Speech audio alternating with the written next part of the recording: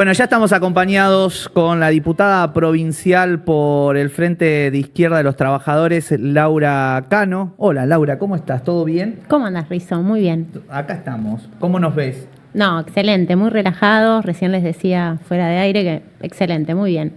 Bien, un poco para adentrarnos y conocer dos cosas. Como una es que te presentes para aquellos que por ahí quizás no te conocen, y la otra es que también nos cuentes esto que tiene una particularidad que tienen los diputados y diputadas de la izquierda, que es una renovación de banca en acuerdo preexistente a llegar a la legislatura. Bueno, yo soy Laura Cano, tengo 34 años, soy médica, soy del interior de la provincia, un pueblo muy chiquitito que se llama Rauch, a unos 270 kilómetros de aquí, la séptima de 8 hermanos, así que lo colectivo lo tengo muy mamado desde pequeña.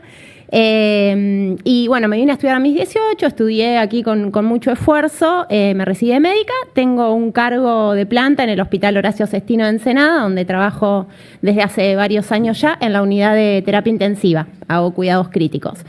Y efectivamente, desde el año 2023, desde el año pasado, como parte de las rotaciones que tenemos en el Frente de Izquierda, asumí como diputada provincial. Nosotros tenemos una concepción distinta de lo que tiene, digamos, los partidos de la burguesía o los partidos tradicionales en relación a cómo aprovechar esos lugares. Para nosotros, las bancas son puestos de lucha, son posiciones en las cuales queremos denunciar las situaciones que vive permanentemente el pueblo trabajador, a la vez que, es una tribuna para decir cuál es nuestra salida, ¿no? Y la aprovechamos así, y no sacamos rédito de eso, no sacamos rédito económico, cobramos como un docente, no tenemos arribismo político, no hacemos carrera política como el resto de los partidos, o como la mayoría, digamos, de los partidos y cómo concibe esos lugares. Por lo tanto, estar ahí tiene toda una cosa, digamos, un programa atrás que, independientemente de quién esté, muchas veces lo que decimos no es igual, pero es muy parecido. Dijiste 34 años, ¿no? 34 años. ¿De Rauch? De Rauch. ¿Estuviste en el momento, Rauch era, ¿no? Ayúdame, sí. En el que hubo una propuesta, una intención de cambiarlo para que se llame Arbolito. Arbolito, soy de las que nos llamamos Arbolito Rauch, sí. Sí, una experiencia que es un pueblo muy pequeño, como les decía, y bueno, estuvo Bayer ahí denunciando el genocidio que cometió Federico Rauch durante la campaña del desierto, y bueno, el Ranquel Arbolito fue quien lo asesinó, y muchos nos reivindicamos de Arbolito. A veces suena, digamos, para que el resto entienda, yo digo, bueno, soy de Rauch, y efectivamente yo era chica, tenía 14, 15 años, cuando fue un boom en el pueblo la decisión de, digamos, cambiar el nombre.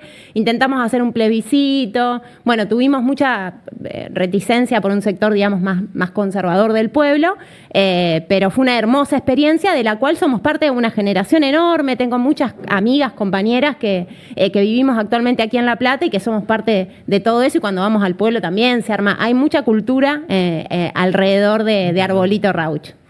Bien, interesante la porque llega a pensar un poco también el rol de la juventud y demás. Y a propósito, desde tu lugar, se van a cumplir 5 años del gobierno de Kicillof ahora en el 10 de diciembre, 4 con Alberto Fernández, 1 con el presidente Milei. Brevemente, ¿qué puedes balancear el gobierno de Kicillof y también desde tu lugar también ahora como diputada? No, es interesante lo que decís, porque hubo 4 años en los cuales Axel Kicillof gobernó con un gobierno nacional alineado, digamos, a su partido, con el gobierno de Alberto Fernández. Entonces hay maneras y maneras, ¿no?, de balancear lo hecho hasta aquí. Nosotros hace poco, con nuestros compañeros y compañeras de la Izquierda Diario, hicimos un estudio en relación a cuánto había perdido el poder adquisitivo de las y los trabajadores durante estos 5 años, y la verdad es que la cifra es espantosa. 28% del poder adquisitivo perdimos los trabajadores en estos 5 años. No recuperamos el 30% perdido durante el gobierno de Vidal, no solo que no lo recuperamos, sino que se profundizó la pérdida, digamos, con el mismo trabajo podemos comprar 28% menos, ¿no? Y eso lo sentimos las y los trabajadores. A su vez, nos parece y balanceo, digamos, y en esto quizás nos metemos un poquito más en algunas otras discusiones, pero que de conjunto es un gobierno que sigue beneficiando, a pesar de tener un discurso progresista, a pesar de que en la caracterización de la situación hay muchas cosas en las que coincidimos, y fundamentalmente en estos últimos meses, ¿no es cierto?, bajo el gobierno de Javier Milei, vemos que en lo concreto se benefician a los grandes sectores del agro, a los grandes empresarios bonaerenses. Bueno, se acaba de aprobar una ley que beneficia, digamos, que entrega todo tipo de beneficios impositivos con este RIGI bonaerense, como lo hemos llamado, que es una chapa al RIGI nacional. Y que nos parece que a los gobernantes hay que juzgarlos por lo que hacen y no por lo que dicen, ¿no? Entonces, en una provincia en donde 6 de cada 10 personas son pobres, en donde tenés 20% de indigencia, donde esas cifras son aún peores en el conurbano bonaerense, donde la indigencia en el conurbano bonaerense se triplicó en los últimos 3 años, se triplicó, digamos, son cifras que duelen, que atrás hay familias que no comen, digamos, yo laburo en la salud pública y vemos todos los días estas situaciones, digamos, esto tiene rostro, tiene caras, tiene familias, hay historias. Entonces nos parece que estamos mucho, digamos, en discusión con un sector que genuinamente confía en esto de que Kicillof o de que el peronismo puede ser la salida, y que a nosotros nos interesa discutir con ese sector que genuinamente cree, no con los que hacen negociados, no con los peronistas que se dan vuelta, no con ellos, sino con una militancia que genuinamente confía en que hay otra salida de la mano del peronismo. Y bueno, nosotros intentamos mostrar qué es lo que están haciendo frente a un gobierno frente al gobierno de Milei, que puso condiciones absolutamente adversas para las enormes mayorías, pero lo que eligió Kicillof en la provincia, digamos, fue beneficiar a un puñado, mientras las cifras de pobreza, de indigencia, de hambre, bueno, crecen y crecen y crecen, ¿no? Pensaba en función de esto que decías de ver una alternativa en la izquierda por fuera del peronismo, o esta idea de, bueno, acá está como la salvación de la situación. Corregimos, o por lo menos charlémoslo, en los 90 la sensación que daba es que la izquierda, si te querías correr del sistema, la izquierda era un partido en el que podía llegar a sentirse más representado. Hoy parece ser que eso mutó, o se fue, o se canaliza, o se va con la derecha, o lo que nosotros, por lo menos yo particularmente entiendo como la derecha, que es más ligado en realidad a Milei. Ni sé si tan derecha, algo también propio. Sí. ¿Considerás que es así? ¿Qué pasó? Yo creo que es complejo analizarlo, que, digamos, el crecimiento de Milei se explica en una situación internacional en donde las derechas crecieron, y crecieron por el fracaso de los proyectos neodesarrollistas, progresistas, no solo el del kirchnerismo durante sus años y su, entre comillas, década ganada, en donde en el mejor de los momentos, en donde Argentina tenía crecimientos a tasas chinas, lo mejor, entre comillas, que conseguimos fue tener 25% de pobreza. Ese fue la mejor cifra a la que llegó. ¿Por qué no fue para la izquierda? Bueno, hay muchas cosas que pueden explicar eso. Por un lado, nosotros no tenemos los lugares que tiene el resto de la política tradicional. Si a nosotros nos hubieran dado 1/10 del tiempo que le dieron a Milei en la televisión, y quizás la situación fuera otra, ¿no? Si a nosotros nos hubieran dado un tercio de la pauta, no sé, digamos, hay muchas situaciones en las cuales se puede ver efectivamente que ¿por qué crece la derecha? Y bueno, le dieron más lugar a Milei porque beneficiaba a los grandes empresarios, a los grandes grupos económicos, inclusive transnacionales, en donde efectivamente, como te decía inicialmente, hay un contexto en donde las derechas crecen, pero también hay rebeliones. O sea, estamos en un momento, nosotros lo definimos como de crisis, guerras y veremos si revoluciones, digamos, y así es un concepto que usamos, marxista, digamos, pero en donde efectivamente vemos que el mundo está convulsionado, digamos, absolutamente, en donde estamos viendo la guerra entre Rusia y Ucrania, donde estamos viendo el genocidio en Palestina, y en donde Argentina no está diciendo ni mu de eso. Entonces hay una situación que para nosotros, bueno, es muy compleja, porque si bien Argentina no está diciendo ni mu, estamos viendo que en muchos países la juventud denunció el genocidio en Palestina como nunca, como lo hizo durante la guerra de Vietnam. Y también lo están haciendo aquí los jóvenes, a pesar de la derecha, a pesar de que muchos peronistas no quieren hablar de esto, que es un genocidio que estamos viendo en tiempo directo, o sea, lo estamos viendo en vivo y en directo por los celulares, cómo asesinan niños, niñas, madres, personas civiles en el medio de la Franja de Gaza, una situación que es alarmante. Yo creo que no está todo dicho, digamos, ni en pedo, no, digamos, y mucho está por escribirse.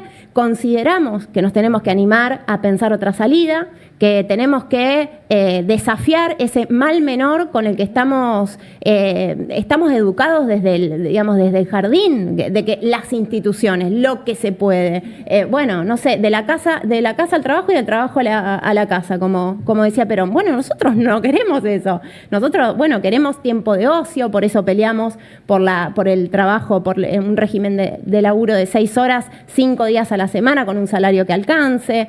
Por eso tenemos un programa para eso y consideramos que frente a una situación tan crítica como la que tenemos hoy en Argentina, tenemos que estar preparados para cambios bruscos en la situación en la que estamos. Como hay un gran descontento con la política en general, también ese descontento se expresa con el peronismo.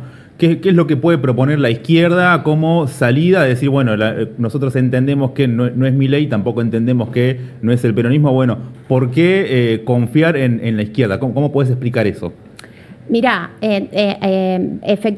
como te decía recién, a los hechos nos remitimos.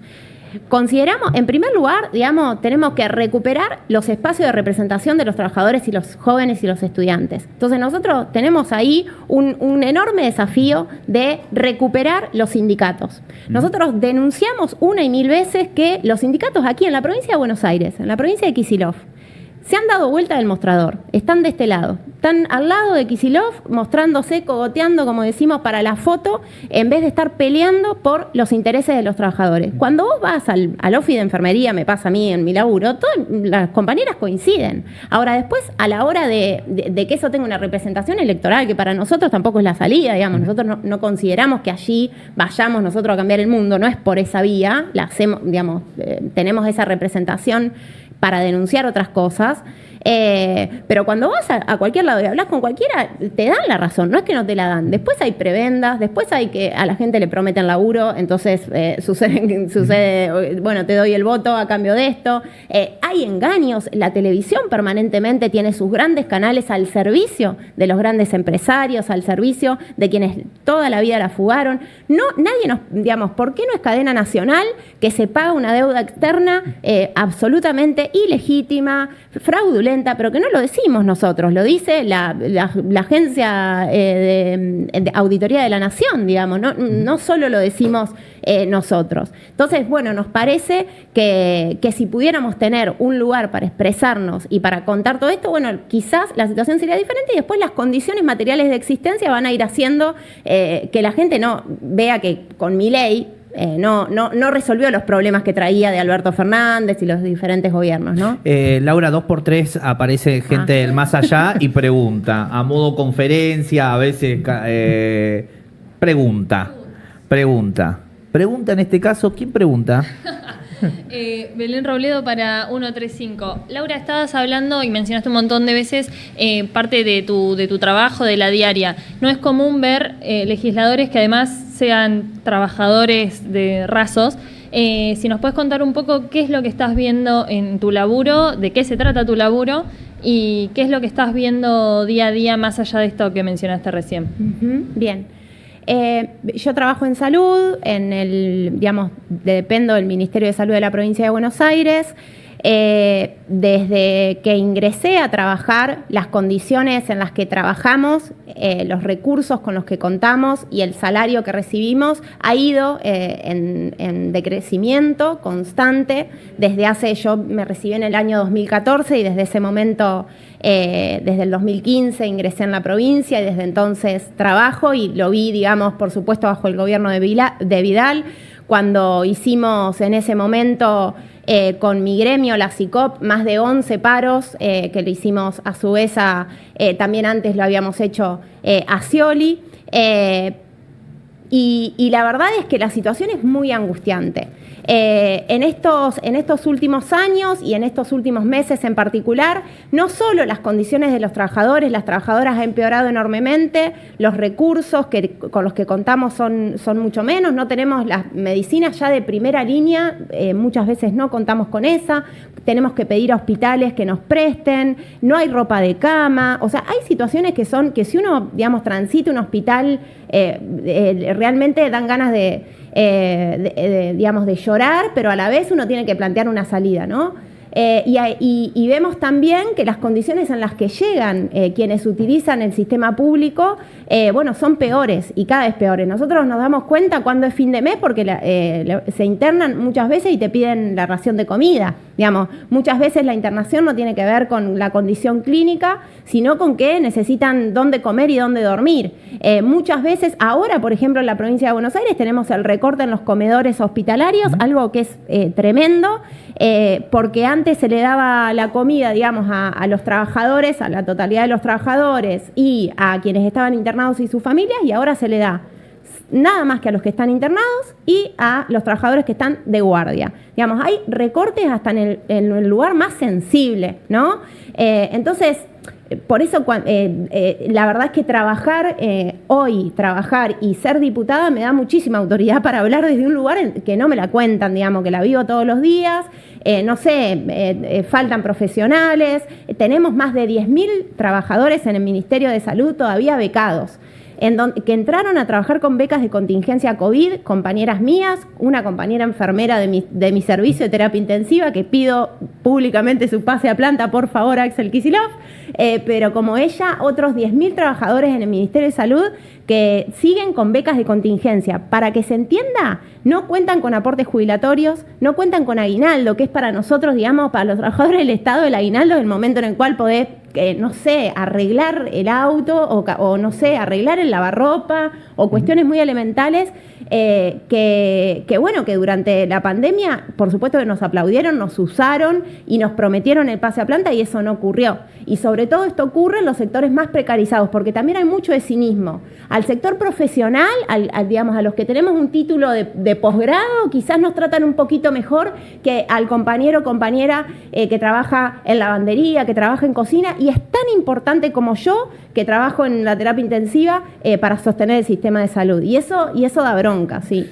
Laura, la semana pasada Homero Giles estuvo en Tandil y un grupo de vecinos se le acercó, le hizo un reclamo bastante álgido. ¿Cómo estás viendo la situación de IOMA en este conflicto acá con FEMEVA, con las distintas agremiaciones y también, bueno, como trabajadora de salud? ¿Qué es lo que podés comentar y si están planteando algo o no desde la Cámara de Diputados en torno a esta situación en particular? Sí, lo de IOMA es una situación crítica desde hace muchos años ya. Es una caja de la que han sido parte, digamos, y han tomado parte todos los gobiernos. Al IOMA lo mantenemos las y los trabajadores, digamos, es con los aportes de las y los trabajadores. Y por supuesto que las corporaciones médicas y farmacéuticas hacen lo suyo, ¿no? Para desfinanciar al IOMA y para chantajear de alguna manera al IOMA. Ahora bien, el IOMA tiene sus mecanismos para, por ejemplo, poder alinearse con el Ministerio de Salud de la Provincia de Buenos Aires, decir todos juntos, decir no compramos más a tal farmacia, a tal farmacéutica, compramos a tal otra. No lo quiere hacer. El IOMA no quiere enfrentarse a la industria médica y farmacéutica y a las corporaciones médicas que existen. Y por supuesto que, como en el medio está la salud, hay un uso muy amarillento por parte de la derecha de lo que está pasando en el IOMA. Ahora, nosotros lo primero que tenemos que decir en relación al IOMA es que si tenemos que hablar de, bueno, cuál es nuestra salida, qué es lo que proponemos nosotros, bueno, lo primero que tenemos que proponer es que los diputados, los jueces, los funcionarios obligatoriamente aporten al IOMA. Vos fijate que la obra social de la provincia obliga entre comillas, ¿no? Porque nosotros estamos de acuerdo con una obra social solidaria como es el IOMA, a los trabajadores de la provincia a ser afiliados al IOMA. No así a los diputados que cobran salarios, sueldos de arriba de 3, 4 millones de pesos, a los jueces que cobran, que no sabemos cuánto cobran, que deben cobrar 8 palos a esta altura, digamos. A ellos no los obliga.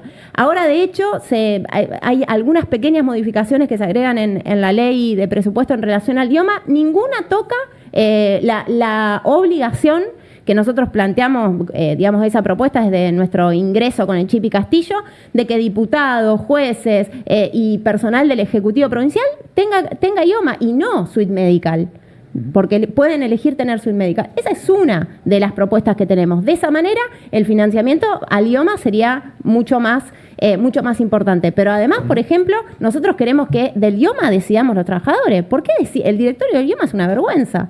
El directorio del IOMA deciden mucho más, tiene mucho, digamos, porcentualmente, tiene mucho más poder de decisión el Ejecutivo, inclusive la policía, que los propios trabajadores, que somos quienes lo financiamos, ¿no? Voces del Más Allá pregunta. Sí. Mediodía, depende de quién que lo esté viendo a qué hora. Facundo Cotet, de 135 también. Bueno, recién hablabas del presupuesto y se está discutiendo el presupuesto, la ley impositiva.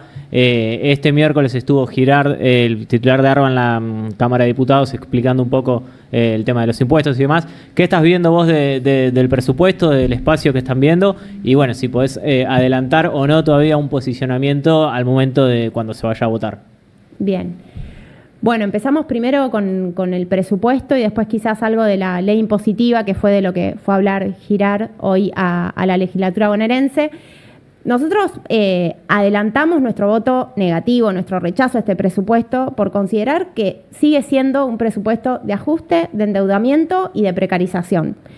Vemos que cuando uno lo estudia al presupuesto 2025, observa que las partidas que están destinadas a aquellas áreas críticas, salud, educación, vivienda, salario, no aumentan como aumentan otras como seguridad. Por ejemplo, para seguridad se aumenta 44, y pico %, mientras que para salud 29,5%. Cuando la inflación estimada para el 2025, según, digamos, esto no lo podemos decir, estamos en Argentina, en donde estas cifras suelen ser a veces muy diferentes a las estipuladas, pero la mayoría, digamos, de las encuestadoras y de las agencias hablan de una inflación estimada del 35%. De hecho, hoy esto lo mencionó Girard en su ponencia, ¿no? Bueno, ¿por qué de endeudamiento? Bueno, porque seguimos pagando la deuda de Vidal, seguimos pagando esa deuda que el propio presupuesto, el propio proyecto mandado por el Ejecutivo cataloga como irresponsable. Una deuda que contrajo Vidal, con la que no construyó ni una sola escuela, que nos tiene atrapados desde hace más de 10 años, que estamos pagando esa deuda. Este año se pagaron 700 millones de dólares en intereses de deuda y por deuda, que es casi lo mismo de lo que se destinó para todos los planes de alimentación que hubo en la provincia durante el 2024, que configuran, y lo dice también el proyecto de presupuesto, algo así del 25% del aporte calórico que tienen que tener los niños, niñas y adolescentes que están contemplados en estos planes. Bueno, si no hubiéramos pagado esa deuda, que para nosotros es absolutamente ilegal e ilegítima, quizá la situación hoy sería otra, ¿no? Por eso es de endeudamiento. Sigue tomando deuda para pagar deuda, algo que nos tiene atrapados en un ciclo desde hace ya muchos años. Y además de precarización, en este proyecto de presupuesto no se contempla el pase a planta de mis compañeros del Ministerio de Salud, pero tampoco de otras dependencias. Se crean algo así de 2.500 puestos de trabajo, de los cuales 1.500 son del servicio penitenciario, 326 de niñez, en una situación en donde las niñeces están más vulnerables que nunca, en donde tenemos, digamos, los niveles de indigencia, de deserción escolar, digamos, de un montón de situaciones son muy vulnerables y muy tremendas, y algo así de un poquito más para 400 y pico para el Poder Judicial. Esos son los puestos de trabajo que crea el presupuesto 2025 de Axel Kicillof. Y bueno, la verdad es que nosotros tenemos mucho para decir en relación a eso, ¿no? Bien. Laura, nos estamos quedando sin tiempo, pero quiero un pimponcito por lo Bien. menos para que no queden algunas preguntas. Por ejemplo, le mandamos un saludo a Julia Medina, que dice: hola Laura, contundente el análisis que realizás sobre el sistema de salud provincial. Lo comparto también como trabajadora. ¿Qué pasa con el pedido de plan de lucha al gremio? Bueno, interesante la pregunta, porque nuestro sindicato, que históricamente fue independiente, democrático y de lucha, desde hace un tiempo a esta parte, bajo la conducción del PCR, de Patria Grande, el salto de cordón, el salto de vereda y ponerse al lado de Kicillof es contundente, ¿no? No hay ninguna posibilidad que de esa manera defiendan los intereses de la clase trabajadora. Nosotros desde la oposición del gremio, desde la lista 5, junto con un montón de otras agrupaciones que hemos construido una oposición muy, muy consolidada en el sindicato, estamos denunciando que no se puede estar de los dos lados del mostrador, que hay que defender la independencia política para defender los intereses de los trabajadores y que tenemos que plantear nuevamente nuestro pliego de demandas. Históricamente el gremio tenía como primer punto en el pliego de demandas que ningún trabajador podía ingresar al sistema de salud con un salario que fuera por debajo de la canasta básica familiar. Bueno, hoy estamos por debajo de la línea de pobreza. Hoy estamos muy abajo los trabajadores que ingresamos a la planta. Yo tengo algo de antigüedad, entonces quizás llego no a la canasta básica familiar según la TINDEC, no estoy en la línea de pobreza, pero tengo muchos compañeros que sí. Bueno, eso es inadmisible y eso sucede porque hay otros intereses de por medio, que será el arribismo político, que tiene que ver con otras cosas y que lo vemos permanentemente en los actos de Kicillof como nuestros dirigentes sindicales, no solo el mío, sino además el de SUTEBA, el de los grandes gremios de esta provincia, al lado del gobernador Kicillof, aplaudiendo en vez de estar llevándole las demandas de los trabajadores. Andy, la última nos queda. Sí. Presentaste un proyecto para expropiar la última vivienda de Rodolfo Walsh de San Vicente. ¿Nos puedes comentar un poquito de eso? ¿Ya tiene media sanción? Tiene media sanción. Conseguimos la media sanción. Es un proyecto de ley que se había presentado ya previamente en 2 oportunidades. Había perdido estado parlamentario. Lo presentamos con mucha fuerza, con el apoyo y con el protagonismo de Patricia Walsh, la hija de Rodolfo, con Miriam Bregman, con organismos de derechos humanos que son, ni hablar que los verdaderos autores del proyecto de ley. Es la expropiación, la recuperación en realidad, porque esa casa pertenecía a Rodolfo Walsh y la dictadura no solo que atentó contra su casa, sino que además se apropió de su casa porque, además de genocidas, eran bastante ladrones, se apropiaron de su casa y se quedaron viviendo hasta el día de hoy la familia de uno de los policías que estuvo vinculado en el caso. Lo contamos cuando tuvo media sanción y también contamos ahí que uno de los legisladores partió con un discurso negacionista dentro del recinto, algo que empieza a ser más frecuente, ¿no? Empieza a ser más frecuente. Yo creo que es algo que parte agua sin lugar a dudas. Por suerte, el repudio fue generalizado. Creo que es algo que todavía, aunque ellos intenten y una y otra vez reconciliar a el pueblo con las fuerzas represivas, no es algo que para nada esté saldado. Nosotros consideramos que son cosas del presente, que eso que denunciaba Rodolfo Walsh en su carta abierta, que la escribió precisamente en esta última vivienda en San Vicente, en relación a la miseria planificada, a los intereses económicos que defendía la dictadura, hoy lo vemos más vigente que nunca, ¿no? Entonces me parece que es un tema. Vos fíjate que cuando fueron a visitar a los genocidas en la cárcel de Seiza, se partió el bloque libertario en el Congreso Nacional. No creo que sea algo que les reditúe mucho, evidentemente, pero obvio que sabemos qué es lo que piensan, y quedó como un payaso porque de hecho su argumento era que estaba en contra de las expropiaciones porque él defendía la propiedad privada, y lo cierto es que la propiedad privada siempre fue de Rodolfo Walsh y su familia, ¿no? Maca. Hola, Macarena Ramírez. Muy cortito, quería leer un mensaje en el chat que te dejaban una pregunta. Dicen: hola, contundente el análisis que realizás sobre el sistema de salud provincial. Lo comparto también como trabajadora. Ya lo leímos. ¿Ya lo leyeron? Sí. Chicos. A preguntarla del chat. Estaban mirando. Ya arrancó el partido. Entonces podemos cerrar. No, Luzu, estaban mirando, chicos. Bueno, todo puede ser. Son todos porteños como. Bueno, ahora como queda Racing. entonces la tarea en el Senado del proyecto. ¿Y tiene Exacto. alguna data del Senado cómo va a avanzar eso o no? Estamos insistiendo, digamos, para su pronto tratamiento. No queremos perder ni un minuto. Sabemos que muchas veces estas leyes después, si no las trata el Senado, vuelven a diputados, se caen. Entonces, hay compromiso del Senado, dijeron, hay ¿no? compromiso de los bloques en general de tratarlo. Bueno, esto hay que verlo después, ¿no? Porque después Hay que ver. las palabras se las lleva el viento. No, hemos visto mucho, digamos, sobre todo en el Congreso Nacional, de cómo, bueno, dicen una cosa y después hacen otra.